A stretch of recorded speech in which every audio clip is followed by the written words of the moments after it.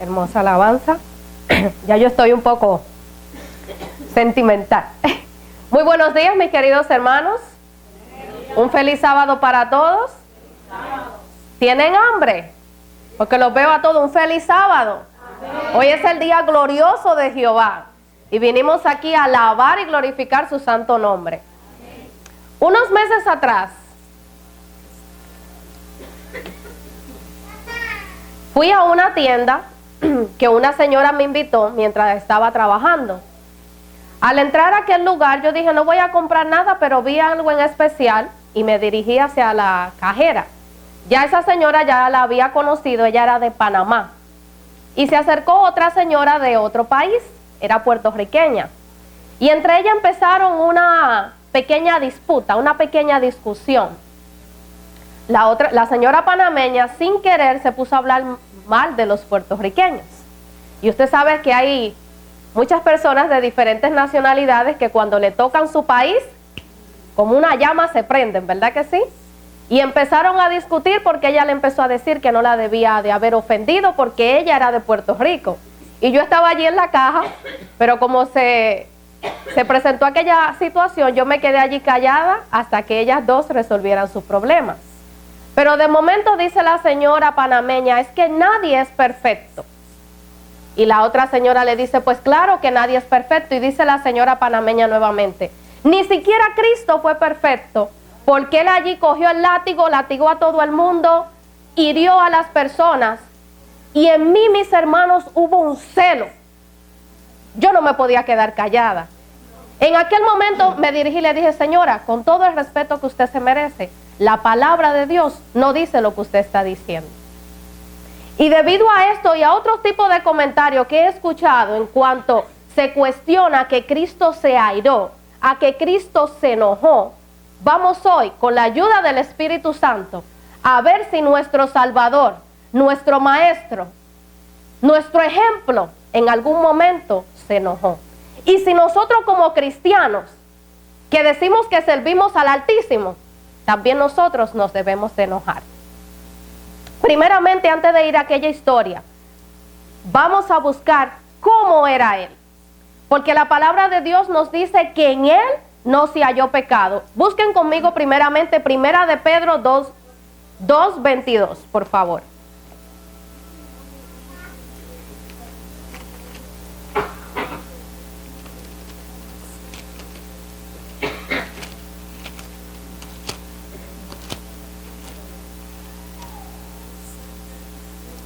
Muy bien.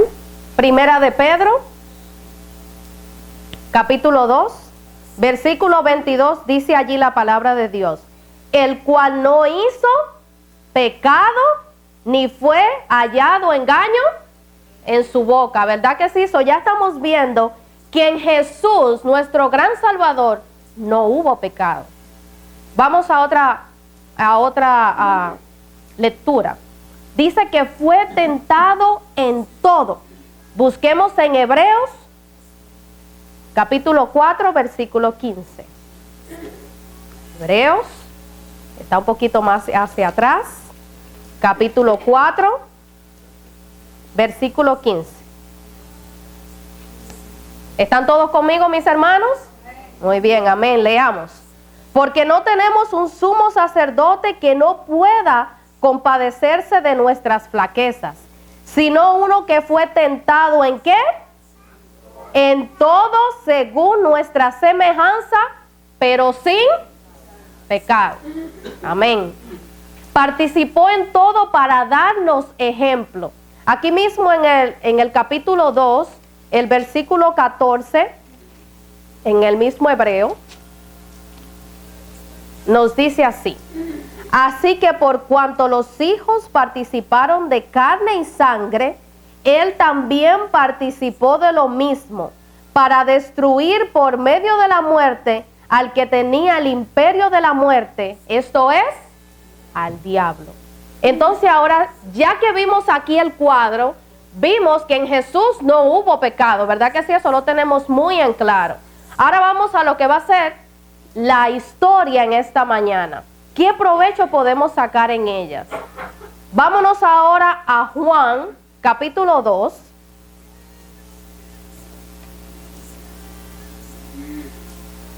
Y para que entendamos en qué situación se encontraba Jesús en aquel momento, vamos a empezar en el versículo 12. Y dice así: después de esto, descendió a Capernaum él y su madre y sus hermanos y sus discípulos. Y estuvieron allí no muchos días. Versículo 13. Y estaba cerca la Pascua de los judíos, y subió Jesús a Jerusalén. Entonces Jesús se dirigía con su madre, con sus discípulos, y iban a un evento muy, muy grandioso que celebraba y que se celebra todavía entre los judíos. Vamos a buscar un poquito para que podamos tener el marco completo. ¿Qué era esta celebración? Vámonos ahora a Deuteronomio 16.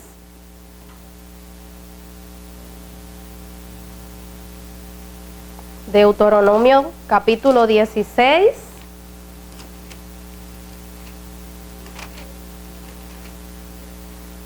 Leamos el versículo número 1, que nos dice allí, Deuteronomio capítulo 16, versículo 1 dice: guardarás el mes de Abib y harás Pascua a Jehová tu Dios, porque en el mes de Abib te sacó Jehová tu Dios de Egipto de noche. Leamos también el versículo 16. 16, 3 veces cada año se presentará todo varón tuyo delante de Jehová, tu Dios, en el lugar que él escogiere, en la fiesta de los panes sin levadura, y en la fiesta de las semanas, y en la fiesta de los tabernáculos, y no te presentarás con las manos vacías delante de Jehová. Este evento tan importante era para conmemorar, como leímos allí, la salida de Egipto. Ustedes saben que el pueblo de Israel estuvo esclavizado por 400 años, y cuando salieron de aquel lugar celebraron más anteriormente lo que es las fiestas de la Pascua, el pan sin levadura, el pan de la aflicción. Y también se tenía que traer una ofrenda voluntaria según como Dios les hubiese prosperado.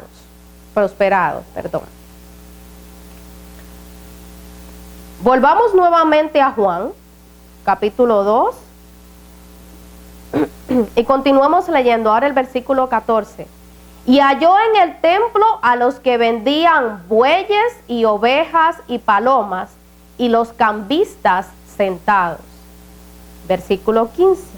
Y haciendo un azote de cuerdas, echó fuera del templo a todos, y las ovejas y los bueyes, y desparramó el dinero de los cambistas, y trastornó las mesas.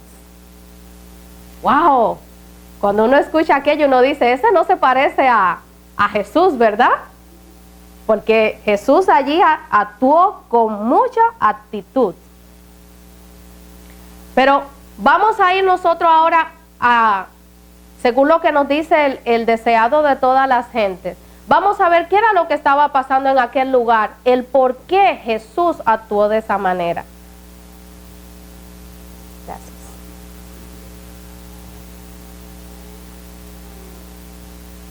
Cuando Jesús iba, él descendió primeramente a Capernaum, él y su madre y sus hermanos y discípulos. Estuvieron allí no muchos días, y estaba cerca la Pascua de los judíos, como ya lo leímos anteriormente. Y subió Jesús a Jerusalén. En este viaje Jesús se unió a una de las grandes compañías que se dirigían a la capital. Jesús todavía no había anunciado públicamente su misión, así que éste iba inadvertido en la muchedumbre. En aquel evento se dirigían personas de todas partes, como de Palestina y de países muy lejanos. Cuando Jesús llegó a aquel lugar, en la estrada, en las escaleras, se encontró con aquella escena. Allí se estaban vendiendo animales para comodidad supuestamente de las personas que venían de lejos. Allí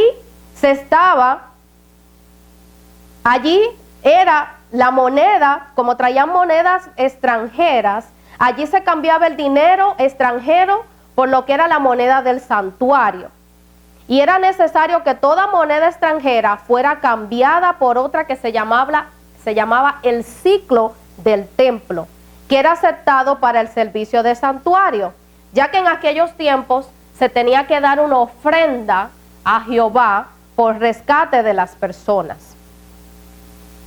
Pero lamentablemente se daba la oportunidad allí de estafa, de fraude, de extorsión. Era un lugar que en vez de parecer un templo, aquello parecía un tráfico vergonzoso. La confusión era tan y tan grande, aquel ruido que había allí del ganado, más bien que del sagrado templo de Dios. Podían oírse voces agudas que regateaban entre sí, el arrullo de las palomas, los balidos de las ovejas, el ruido de las monedas, la disputa que había entre ellos. Pues por eso en ese momento, nuestro Salvador, que Él había puesto los límites, porque cuando vimos en el monte Sinaí, ¿qué tenía que suceder? Nadie se podía acercar a aquel monte, porque allí estaba la presencia de Jehová, ¿verdad que sí? Vamos allá, vámonos a Éxodo, capítulo 19.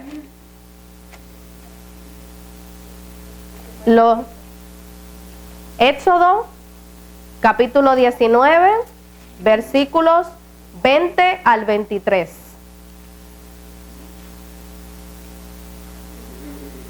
Dice allí: y descendió Jehová sobre el monte de Sinaí, sobre la cumbre del monte, y llamó Jehová a Moisés a la cumbre del monte, y Moisés subió. Versículo 21.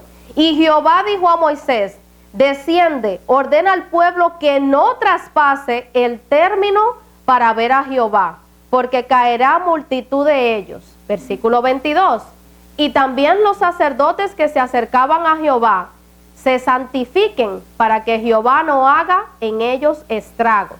Y Moisés dijo a Jehová, versículo 23, el pueblo no podrá subir al monte de Sinaí, porque tú nos has mandado diciendo, señala términos al monte y santifícalo. Lamentablemente, los sacerdotes conocían de que Dios había establecido todos estos estatutos y leyes, pero ellos, como recibían al cambio el dinero y se creían aquellos que eran el pueblo de Dios, que eran más santos que nadie, entre aquella multitud había personas que ni siquiera tenían para llevar una ofrenda delante de Dios. Allí estaban los cojos, los desamparados, los ciegos, esperando, porque ellos enseñaban que sin remisión de sangre no había salvación.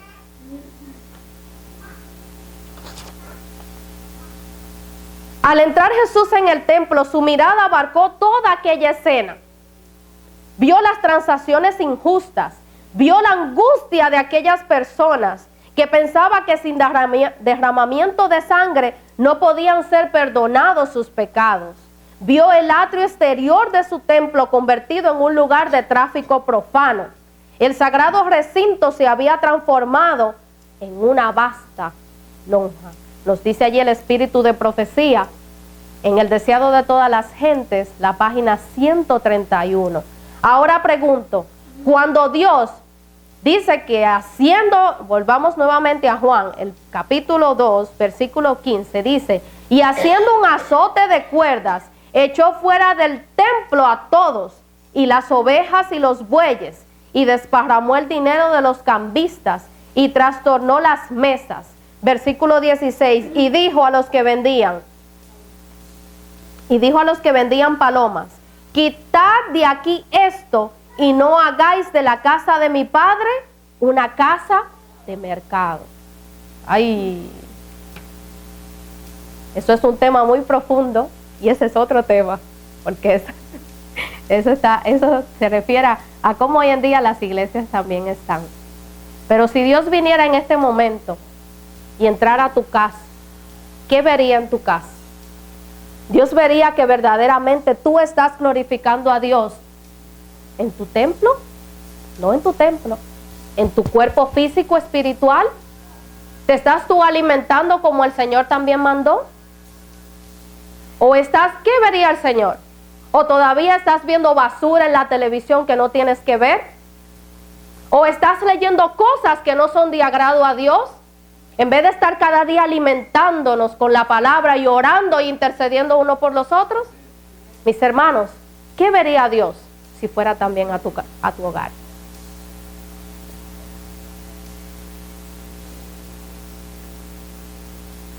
En él no hubo ira ni enojo. Le voy a leer esta cita que se encuentra también aquí en el deseado de todas las gentes.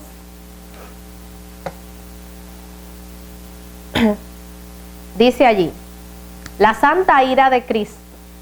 La indignación de Cristo iba dirigida contra la hipocresía, los groseros pecados por los cuales los hombres destruían su alma, engañaban a la gente y deshonraban a Dios. En el raciocinio espacioso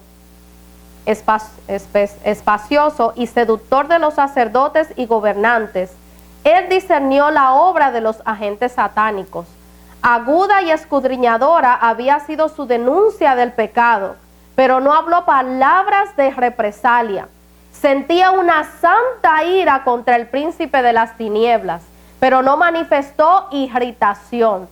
Así también el cristiano que vive en armonía con Dios y posee los suaves atributos del amor y la misericordia, sentirán una justa indignación contra el pecado.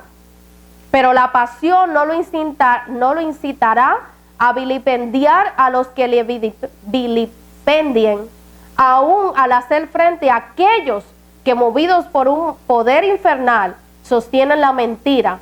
Conservará en Cristo la serenidad y el dominio propio. El deseado de todas las gentes, página 572, esta edición del 1898. Vamos a ver otro ejemplo en la Biblia. Porque vimos en el principio que Jesús fue santo, que vivió en este mundo, que fue tentado en todo como lo somos tú y yo, pero que en él no hubo pecado. Busquemos otra historia que me llamó mucho la atención, y es la de Moisés, ya que Moisés fue representativo también de Cristo aquí en la tierra.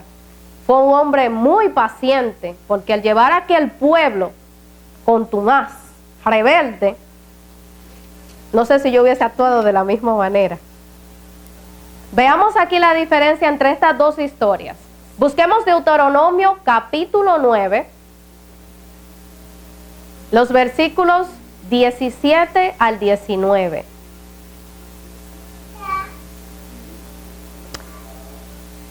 En este momento fue cuando Dios les dio las tablas a Moisés. ¿Y qué estaba pasando con el pueblo? El pueblo pidió que se le pidió a Aarón que le hicieran ¿qué? Un becerro de oro, ¿verdad que sí? El pueblo se había rebelado en contra de Dios. Y en aquel momento, miren lo que nos dice allí la palabra de Dios. Deuteronomio capítulo 9, el versículo 17 al 19, dice: entonces tomé las dos tablas y las arrojé de mis dos manos y las quebré delante de vuestros ojos y me postré delante de Jehová como antes, 40 días y 40 noches.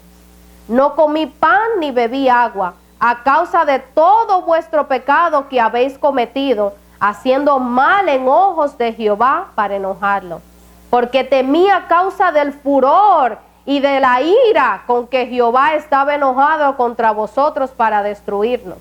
Pero Jehová me escuchó también esta vez.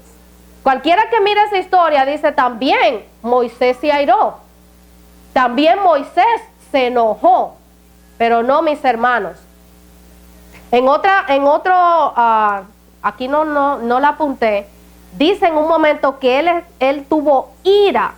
Esta palabra ira yo la quise buscar en la concordancia y en la página 639 en el hebreo, y significa perplejo, indignación. Él estaba indignado por lo que él había visto de cómo el pueblo, después de haber sido esclavo por 400 años, después de haber visto la salvación gloriosa que Jehová tenía para con ellos, cómo este pueblo solamente por 40 días se había rebelado en contra de Dios. Él estaba indignado. Busqué también en lo que es el diccionario de la lengua española. Ira significa apetito o deseo de venganza, furia o violencia. Pero muchas veces decimos, no, pero tal vez no podemos enojar. Mis hermanos, aquí no hay una línea donde digamos yo estoy enojado o estoy airado. La línea se puede ir muy fácil. Miren lo que significa enojo, según el diccionario. Significa sentimiento de ira o enfado, venganza, movimiento del ánimo que suscita ira en contra de alguien. En cambio, cuando vimos la historia de Dios, cuando Él también cogió el látigo, no fue que Él vino con aquel látigo, Él tomó el látigo de allí y dice el espíritu de profecía que aquel látigo parecía como si fuera una espada, pero había celo en Jehová. En Moisés también hubo celo. Busquemos lo que nos dice en Salmo 69, 9. Salmos capítulo 69, versículo 9. Mira lo que nos dice allí. Porque me consumió el celo de tu casa, y las afrentas de los que te injuriaban han caído sobre mí, dice Jehová de los ejércitos. Vamos a ver aquí también, les voy a leer lo que fue la ira de Moisés. Lo que dice aquí también en Testimonio para los Ministros, en la página 101, la edición de 1890. El haber roto las tablas de piedra era solo una representación del hecho de que Israel había quebrantado el pacto tan recientemente había hecho con Dios. El texto bíblico, que lo leímos en esta mañana cuando el hermano Flavio lo leyó, airaos pero no pequéis, se refiere a la justa indignación contra el pecado que surge del celo por la gloria de Dios y no al enojo promovido por la ambición del amor propio herido.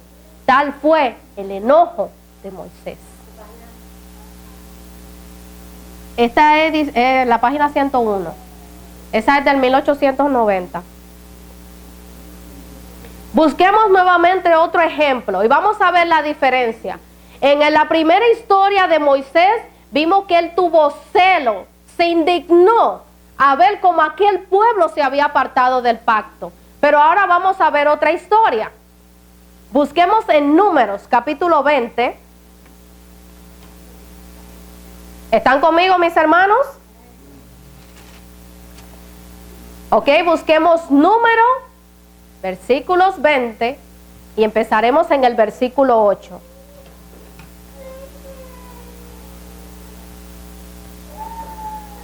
Ustedes saben que aquel pueblo era un pueblo contumaz y rebelde, como a veces somos nosotros también. Y en aquel momento aquel pueblo también quería agua. Ustedes saben que este pueblo se la pasaba murmurando, no delante de Moisés y de Aarón, se la pasaba murmurando delante de Dios. Y en aquel momento Dios le dice a Moisés que tome aquella vara y que le hable ¿a qué? A la piedra, ¿verdad? A la roca. Vamos a ver la historia. Capítulo 20, versículo 8, dice así: toma la vara y reúne la congregación, tú y Aarón tu hermano, y hablad a la roca en ojos de ellos, y ella dará su agua, y le sacarás aguas de las rocas, y darás a beber a la congregación y a sus bestias. Versículo 9. Entonces Moisés tomó la vara de delante de Jehová, como él mandó. Versículo 10.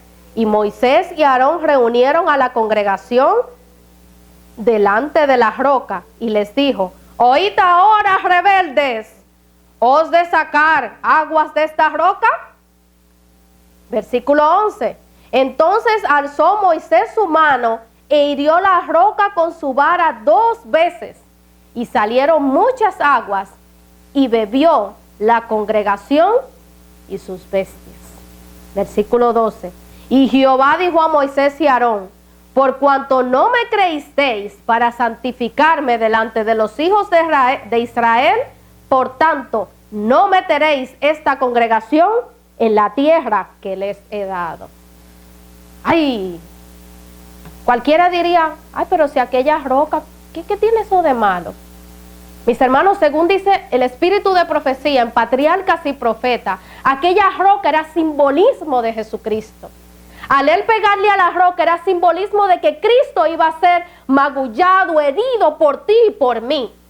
Él le dio un muy mal ejemplo al pueblo, porque ya este pueblo no creía que verdaderamente los milagros que se ejecutaban eran de parte de Dios, sino que eran invento de Moisés y de Aarón.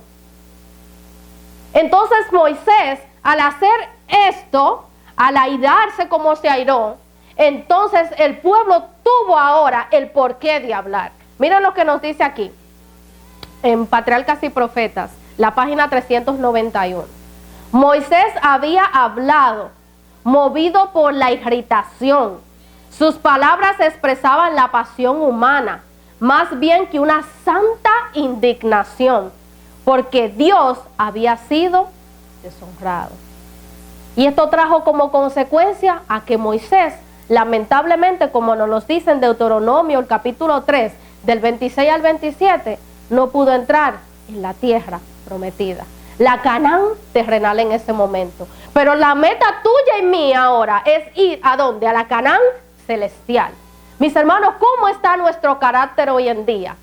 ¿Cómo si nosotros decimos que tenemos a Cristo en nuestras vidas, todavía seguimos enojándonos, airándonos por la mínima cosita que pasa alrededor nuestro?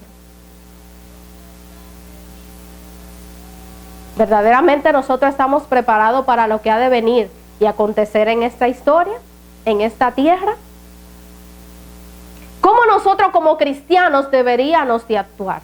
Busquemos lo que nos dice Primera de San Juan, capítulo 2, versículo 6. Primera de San Juan,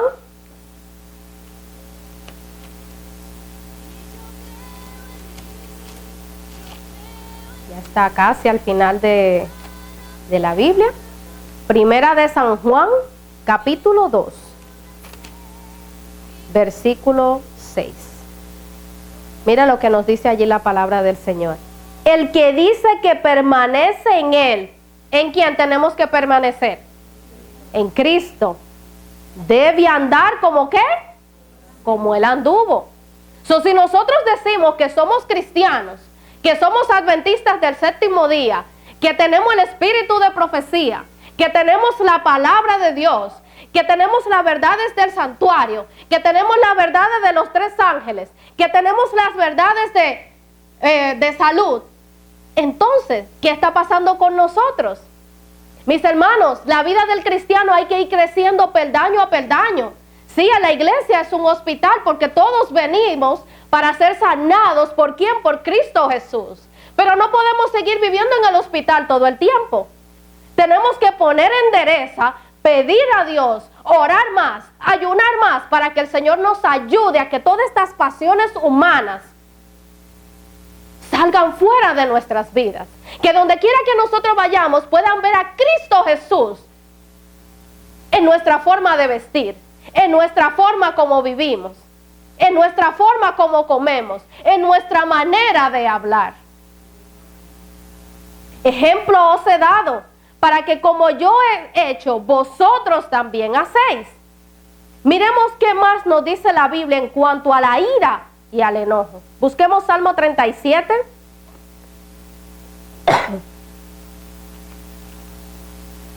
Salmos 37.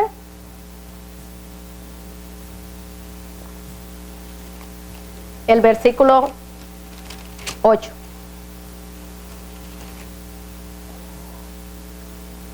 Dice así la palabra de Dios: deja la ira y depón el enojo. No te excites en manera alguna a hacer lo malo. Porque vimos cuando estudiamos Efesios 4, 26, 27, nos decía: airaos, pero no pequéis. No se ponga el sol sobre vuestro enojo, ni deis cabida a ¿quién? Al diablo. Eso quiere decir que cuando nosotros estamos airados, cuando estamos enojados, porque como le dije anteriormente, aquí no hay una línea para nosotros saber en qué momento yo estoy enojada, en qué momento yo estoy airada. No, mis hermanos, porque viendo la definición de lo que dice la concordancia, lo que dice el diccionario, vemos que es lo mismo. So, aquí no hay una línea. Busquemos también lo que dice en Salmo 94, allá mismo. Salmos 94.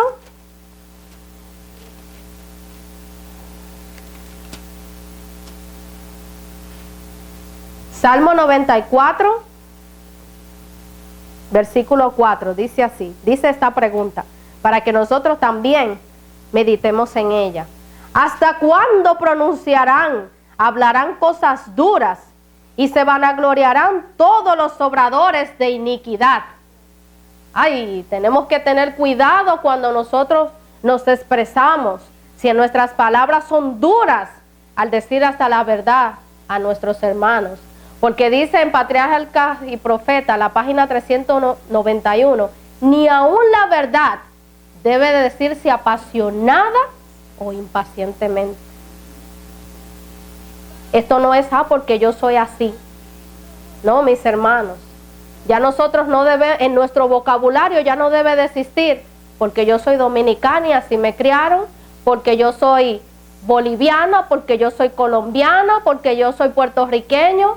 Esto no debe de existir en el vocabulario de Dios, porque nosotros somos llamados, somos un pueblo escogido que el Señor nos llamó. ¿Para qué? Para que prediquésemos todas sus virtudes, para que viviésemos en santidad como Él anduvo. Vamos a buscar otro capítulo más. Primera de Samuel. Primera de Samuel, capítulo 2, versículo 3. Primera de Samuel, versículo 2, versículo 3. Dice, no multipliquéis palabras de grandeza y altanerías, cesen las palabras arrogantes de vuestra boca, porque el Dios de todo saber es Jehová, y a Él toca pesar las acciones.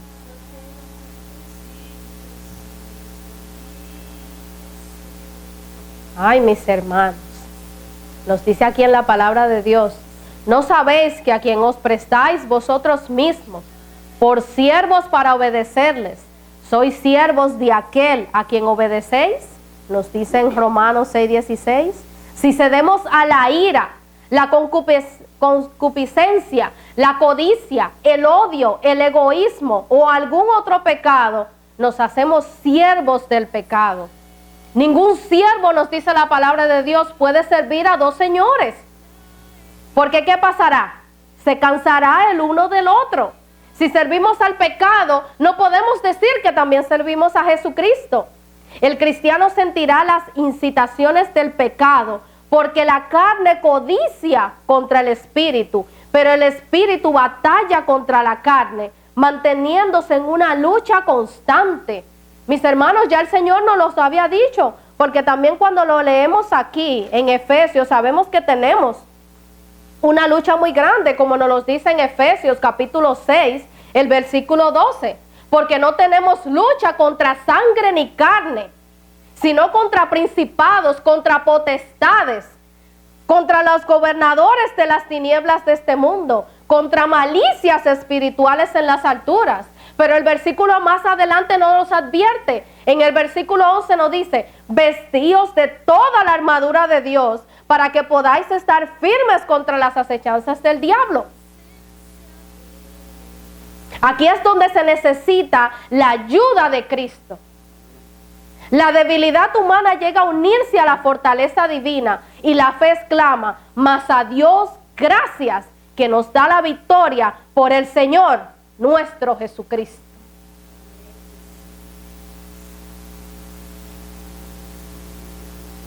Cuando miramos la vida de nuestro gran maestro, Jesucristo, ni siquiera en su momento que fue llevado al matadero, vemos que Jesús pronunció palabras arrogantes, de vanagloria. Vemos que Él fue como un humilde cordero llevado al matadero. Busquemos lo que nos dice en Isaías 53,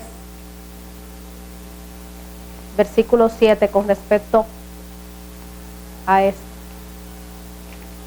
Isaías 53, capítulo 53, versículo 7. Dice allí: angustiado él y afligido, no abrió su boca como cordero, angustiado él y afligido, no abrió su boca. Como cordero fue llevado al matadero, y como oveja delante de sus trasquiladores, enmudeció y no abrió su boca. Cuando nosotros estamos frente a una situación, ¿cómo nosotros actuamos? Rápidamente se nos sale el indio.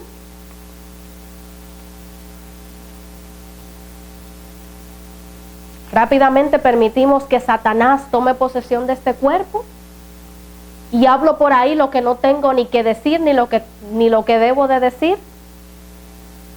Miren lo que nos dice allí: intoxicado con la ira. Esto está en Testimonio Selecto, el tomo 4, página 367 y 368. ¿Cómo se regocija Satanás cuando se le permite hacer que el alma se ponga al rojo blanco de enojo? Una mirada, un gesto, una entonación de la voz puede tomarse y utilizarse como una flecha de Satanás para herir y envenenar el corazón que está abierto para recibirla. La persona que le da lugar al espíritu de enojo queda tan intoxicada como aquel que ha llevado el vaso a sus labios. Cristo considera el enojo como el asesinato. Las palabras apasionadas tienen sabor de muerte para muerte. El que las pronuncia no está cooperando con Dios para salvar a sus semejantes. En el cielo esta conducta perversa se coloca en la misma lista con el lenguaje soez, mientras el odio permanezca en derribada y sin muros. ¿Ustedes escucharon? Nos considera asesinos, dice la sierva de Dios. Mis hermanos, cuando yo encontré esta información, porque le di el testimonio a mi esposo esta mañana, duré desde el día que el hermano lo opera, ya yo había más o menos, que había una vez hablando con Flavio, me quedó aquella cosquillita de airaos pero no pequéis. Dije, porque yo le pido al Señor que Él me dé algo para yo edificarme, porque esta semana mientras yo he leído todas esas galletas, las he recibido yo, porque también en mí ha habido enojo, en mí también ha habido ira, pero por el poder de Dios yo le dije al Señor, no más, porque si esto viene de Satanás, yo quiero servirte a ti, yo no le quiero servir al diablo. Cuando yo fui a la biblioteca a printear esta información, mis hermanos, en cada computadora que me tocaba se frizaba. La misma señora, yo tuve que pedir ayuda, no, la computadora no me dejaban printear, se frizaba por completo el internet. ¿Por qué? Porque el enemigo detesta estas cosas. El enemigo no quiere que lo desenmascaremos, porque el enemigo quiere mantenerte dormido y cegado. En que sí, como decía el hermano López esta mañana, que lamentablemente lo que se está predicando, que vamos a cambiar cuando Cristo venga. Mentira. Aquí es que tenemos que cambiar. Aquí es que tenemos que ser pulidos. Denle gracias a Dios cada día que estén pasando pruebas en sus vidas. Denle gracias a Dios porque Dios está queriendo sacar lo mejor de ti. Todos los días es una lucha constante, porque lo leímos en Efesios. Son demonios, son legiones que están atrás de ti y de mí, para que tú y yo caigamos, para que tú y yo no lleguemos a nuestra meta, que es la Canaán celestial. La señora se quedaba indignada y me decía, pero ¿y qué es lo que pasa? ¿Por qué no podemos printear esta información? Yo sonreía, pero ella no sabía lo que estaba pasando. Mientras ella trataba y trataba, duramos más de 40 minutos para sacar 2 o 3 papelitos. Pero yo allí oraba y yo decía, Señor, usted tiene más poder que Satanás. Y usted va a hacer que esta información sea dada a su pueblo, porque esto es para crecimiento espiritual de cada uno de nosotros. Y por la gloria de Dios, ella hizo no sé cuántas cosas hizo, porque yo no soy muy cibernética, hasta que gracias a Dios la pudo sacar. Ayer tuve un día pésimo en mi trabajo, pero yo alababa y glorificaba a Dios, porque yo sabía que el enemigo quería troncharme. Antes de llegar a mi hogar me llama mi esposo que la niña estaba enferma, que tenía fiebre. Yo, ¿cómo así? Las niñas, yo la dejé muy bien con la señora. Anoche casi no pudimos dormir.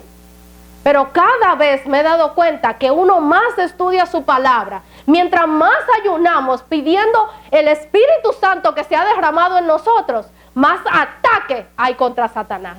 Pero me admiro en su palabra que dice, si Dios es con nosotros, ¿quién es contra nosotros? Mis hermanos, si nosotros le damos cabida a Dios por completo en nuestra vida, no hay nada ni nadie que nos pueda derrotar. Porque somos hijos del Altísimo. Somos hijos de un Dios que va a venir a esta tierra y va a llevarnos para vivir por toda la eternidad. ¿Ustedes se imaginan aquello? Vamos a vivir felices porque no vamos a tener un acusador que esté constante día y noche atacando con nosotros. ¡Qué felicidad ver a Jesucristo! Yo le digo a Jesucristo, yo no quiero ninguna corona, yo solamente quiero ese abrazo que por tantos años yo he deseado.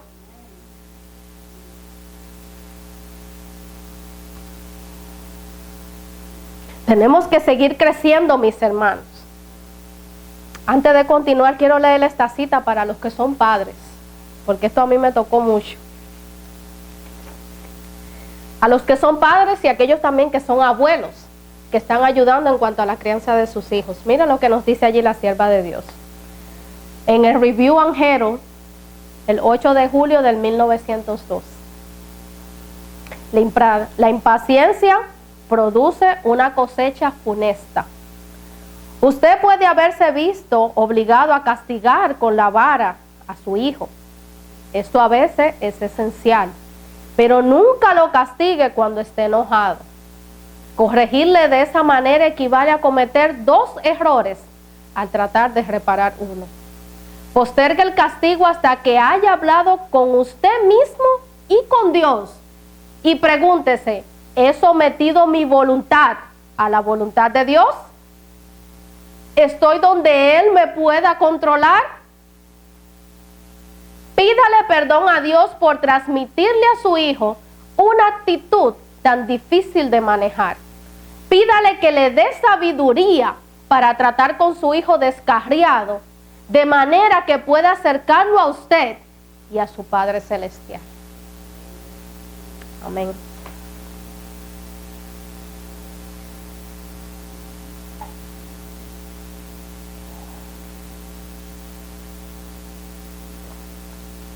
Como estábamos leyendo anteriormente, vimos entonces, según lo que nos dice aquí en Juan capítulo 2, la historia que acabamos de leer, vemos que en Jesús no hubo entonces ira ni enojo. Lo que hubo es un ardiente celo por Jehová. Vimos la historia de Moisés, aquel paralelismo entre cuando él tiró las tablas de los 10 mandamientos, a cuando él hirió la piedra. Muchas gracias. Vimos allí qué consecuencia trajeron estas dos historias. En la primera no pasó absolutamente nada, porque Moisés era un hombre que amaba a Dios. Se fue y se postró y se arrodilló nuevamente por 40 días y 40 noches. ¿Estás haciendo tú lo mismo? ¿Estás cayendo tú de rodillas diariamente cuando tenga que ser necesario y pidiéndole al Señor que te ayude con tu carácter, que te ayude con tu enojo, que te ayude si eres codicioso, que te ayude si eres envidioso, que te ayude si todavía estás queriendo alcanzar los beneficios de este mundo? ¿Todavía estás amando las riquezas? Ay, mis hermanos, miren lo que nos dice esta cita, que cada vez que la veo me palpita mi corazón mucho. ¿Qué es lo que está pasando como nosotros como cristianos? Que todavía no hemos vencido las debilidades, las pruebas. Satanás reúne todas sus fuerzas y lanza todo su poder al combate. ¿Cómo es que no encuentra mayor resistencia? ¿Por qué están adormecidos los soldados de Cristo? ¿Por qué revelan tanta indiferencia? Sencillamente porque tienen poca comunión verdadera con Cristo. ¿Ese es tu caso? ¿Ese es mi caso? Mis hermanos, esto es para que reflexionemos. Aquí la sierva de Dios nos está diciendo, es porque no estamos orando más. Recuérdense que la palabra de Dios nos dice, velad y orad. ¿Para qué? Díganmelo. Para que no entréis en tentación.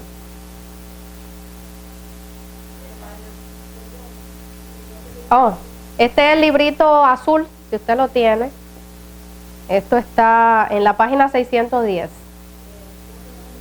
La gran controversia. Este es el conflicto de los siglos. 10. Léalo completo. Ese tiene como título El enemigo del hombre.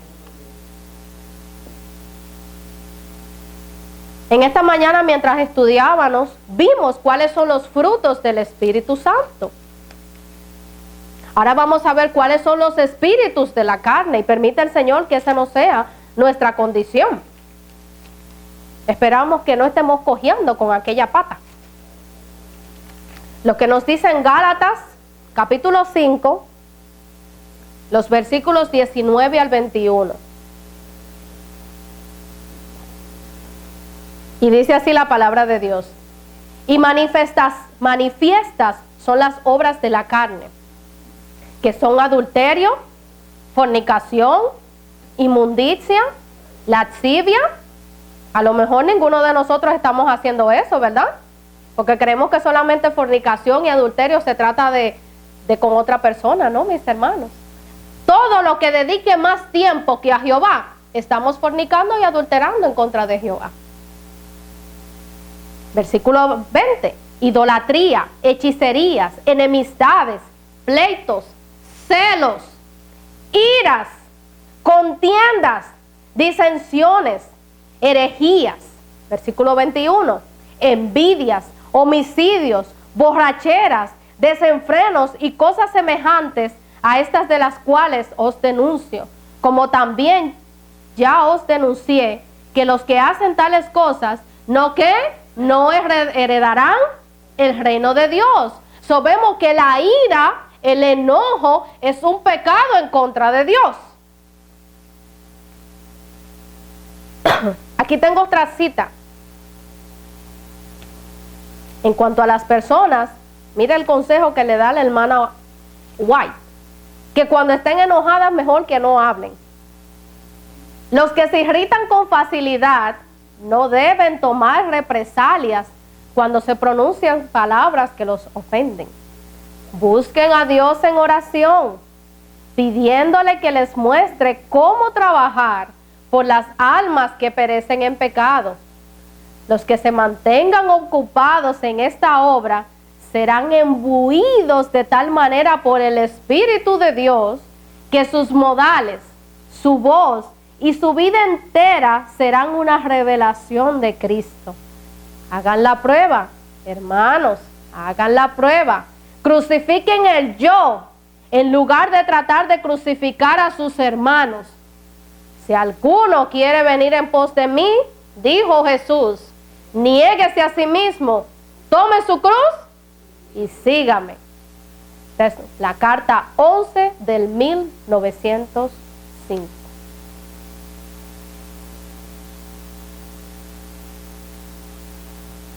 Hubo una cita que el hermano Lopera leyó esta mañana y que yo la tenía aquí también, que se encuentra en Isaías 59, el versículo 21. Qué hermosa la promesa del Señor cuando dice que Él quiere poner su espíritu en cada uno de nosotros. Dice allí, y este será mi pacto con ellos, dice Jehová. Mi espíritu que está sobre ti y mis palabras que he puesto en tu boca no faltarán de tu boca, ni de la boca de tus hijos, dice Jehová, ni de la boca de los hijos de tus hijos, desde ahora y para siempre. El Señor quiere hacer un pacto con cada uno de nosotros, mis hermanos. El Señor quiere transformar tu vida, quiere transformar mi vida, quiere que nosotros seamos estandartes de su palabra. Pero si todavía estamos mal geniados, si todavía tenemos ira, si tenemos enojo en nuestras vidas, ¿cómo vamos a ir a predicar en las personas a los demás? Porque en el momento que me digan algo que no me gusta, me voy rapidito yo a aprender. Porque si un hermano aquí de la iglesia un día tal vez no amaneció de buen humor y me dijo un mal comentario, ya yo voy a dejar de hablar con ese hermano. No, mis hermanos, nosotros se supone que estemos aquí en unidad. Nosotros se supone que estemos mirando nuestra meta, que sea Jesucristo. Se supone que si mi hermana Iris aquí está llorando, yo vaya y llore con mi hermana. Si mi hermana Eunice está feliz, que yo esté feliz con mi hermana. Que seamos unidos, porque de lo contrario, ¿cómo se va a derramar el Espíritu Santo? Si porque hoy aquella pasó y no me saludó, ay, yo tampoco. ¿Qué es eso, mis hermanos? Que por la mínima cosita no tenemos que airar y no tenemos que enojar, no. Ese no es el carácter de Cristo, ese es el carácter de Satanás. Ahora yo te pregunto, ¿tú por quién te vas a decidir? ¿Tú te vas a decidir por Cristo o te vas a decidir por Satanás? Solamente son dos grupos como estudiamos hoy al final del tiempo. Pero si nosotros que tenemos todos estos mensajes tan hermosos, si no lo ponemos en práctica, de igualmente puedas tú perecer. De igualmente no nos vamos a encontrar en el reino de los cielos. Porque tú te enojaste con tu hermana y no quisiste, no fuiste humilde, no le pediste a Dios que te ayudara a ir y pedirle perdón a aquella hermana. A veces como somos diferentes culturas decimos cosas que en mi país puede significar una cosa, en tu país puede otro. Seamos de mente amplia. Vaya y le pregunte a ese hermano, hermana, ¿qué significa esto tal vez en su país? Ay, mire, discúlpeme, tal vez me equivoqué. Mis hermanos, ya está bueno. El Señor está buscando hombres, mujeres, jóvenes y niños que levanten su palabra, su estandarte. Dios está buscando reformadores como los hubo en el 1844. Que aquellos pocos elevaron aquella obra por encima de todo. El mensaje del tercer ángel sí, lo tenemos. Pero ¿qué está pasando con tu vida y con la mía? Ya está bueno de seguir jugando, mis hermanos. El tiempo se nos está acabando. La gracia se está cerrando. Y si tú no haces el trabajo, las rocas la harán por ti. ¿Eso es lo que tú quieres? Mis hermanos, tenemos que levantarnos ya. Aquí todavía hay hermanos que verdaderamente, yo siento en mi corazón que Dios me lo está poniendo así, no han aceptado verdaderamente a Jesucristo. Aquí todavía hay personas que todavía están jugando. Al sí yo vengo. No, eso no es así. Tenemos que ponernos bien en puesto de que verdaderamente somos hijos de Dios. Y que si no nos decidimos por Cristo, lamentablemente vamos a perecer en aquel día. Se nos acabó el tiempo. Es tiempo de predicar. Es tiempo de hablar. Donde quiera que nosotros vayamos, tenemos que ir con un así dice Jehová. Que nos digan entremetidos. Qué lindo sería que nos pararan allí en Walmart, en Publix, cualquier lado, y pudiéramos pensar a predicar como hacían aquellos grandes hombres. Pero si tú no pides el Espíritu de Dios, si tú no pides que Dios cambie tu vida, ¿cómo Dios va a hacer la obra contigo? Tenemos que levantarnos y poner estos estandartes, vuelvo y lo repito, en alto. Que donde quiera que vayamos, todo el mundo pueda decir, esa es una hija de Dios. Ese es un hijo de Dios. Ese es un joven que no tiene miedo a decir las verdades. Aunque todo el mundo se burle de él, pero él sabe a quién él ha conocido. Dios quiere también hacer algo especial contigo y en tu vida. Es tiempo de que ya tomes una decisión. Y vuelvo y te pregunto, ¿tu decisión va a ser por Cristo o va a ser por Satanás. Él llevó el peso de nuestra culpa. También quitará la carga de nuestros hombros cansados. Nos dará descanso. Llevará por nosotros la carga de nuestros cuidados y penas. Nos invita a echar sobre Él todos nuestros afanes, pues nos lleva en su corazón. Dios te lleva en su corazón. Dios vino a este mundo y lo dio todo por ti solamente porque te ama. ¿Quién te ha amado de esa manera a ti? Nadie daría su vida solamente por amor. Nadie haría lo que Cristo hizo, a pesar de que fue golpeado, maltratado. Porque hoy en día, en ti y en mí todavía hay ira. En ti y en mí todavía hay enojo. En ti y en mí todavía no hay esa unidad que Cristo desea para su pueblo. Estas cosas a mí me duelen en mi corazón, porque yo también he fallado en contra de Dios. Y cada vez que veo a la luz de la palabra que Dios a mí me ama, lo que no hizo mi padre ni mi madre por mí, Dios lo ha hecho por mí. Me sacó del pecado. Me ha dado gozo en medio de las dificultades. Me ha dado paz que nada ni nadie en este mundo la ha de dar a mí. Lo mismo Dios quiere para ti, mis hermanos. ¿Por qué seguir dándote en el mismo? Dándote con la misma piedra. Despertemos, mis hermanos, porque el enemigo tiene a su pueblo adormecido. Y permita el Señor que esta condición que hay allá afuera tampoco llegue a esta también su iglesita de aquí, el mensaje eterno. Oremos, mis hermanos.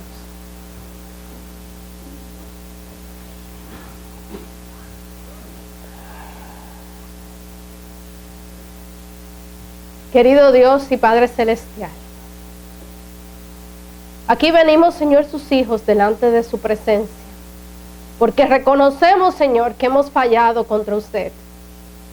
Reconocemos, Señor, que sin usted nosotros no somos nada. Ay, Señor, por favor, perdónenos, Padre Santo, porque nosotros todavía hay ira, hay enojo, hay problemas entre nosotros, mis hermanos, que no debería de ser así. Señor, perdónenos, Señor, por ser también un pueblo contumaz, rebelde, como también lo fue el pueblo de Israel. Ayúdenos, Señor, a levantarnos de aquí, pero levantándonos con la seguridad, Señor, que usted nos ha perdonado, que usted nos ha escuchado, y que de ahora en adelante, al salir de este recinto, cada día de nuestras vidas seamos diferentes. Señor, redarguya nuestro corazón. Señor, cámbienos, quite toda esta inmundicia que hay dentro de nosotros, Señor.